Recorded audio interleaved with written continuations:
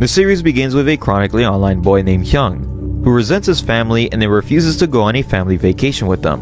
While Hyun stays home playing video games, his family complains about him during the drive. Suddenly, a truck driver coughing up blood crashes straight into their car, killing Hyung's entire family.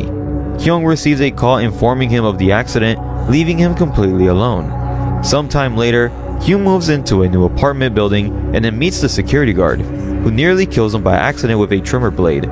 The guard apologizes and welcomes him to the building, asking if he just moved in. Hyun responds so quietly that the guard can't even understand him. The security guard tells Hyun to stop by his office later because there are a few things that he needs to explain about living in the building. As Hyun walks away, we see the security guard suddenly get a nosebleed. Hyun settles into his apartment and dwells on the day of his family's funeral. During the funeral, Hyun begins screaming at his deceased family, accusing them of not leaving him enough money to live on. As he continues to spiral, the other attendees beat him up and then throw him out. Back in the present, Hyun decides that it would just be better if he ended his life.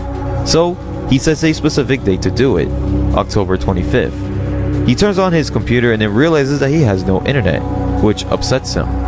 Suddenly, he hears a voice say, "So what are you gonna do about it?" The voice freaks him out, but no one is there. Moments later, the security guard knocks on Hyun's door with a tissue stuffed in his nose. He offers Hyun a drink, welcomes him again, and then walks away. Hyun can't immediately tell that something feels off. Before going back inside though, he notices his neighbor, who's a model, heading out to an audition. As she walks away though, she suddenly suffers a nosebleed. Hyun wakes up from another bad dream and turns on the TV later that night. He hears his neighbor return home through the thin walls and then listens as she talks to her cat before taking a shower. Although he's tempted to keep on listening, Hyun stops himself. But suddenly, his apartment begins to rumble as loud rock music blasts from the floor above him. A week has passed, and people in Hyun's online game begin talking about experiencing nosebleeds and hearing voices in their head. The non-stop music from upstairs drives Hyun insane, and when he tries to call the security guard, there's no answer. We then cut to a mobster and a young girl trying to smoke on the roof, only to find that the roof gate is locked. Later that night, Hyun wakes up from another disturbing memory.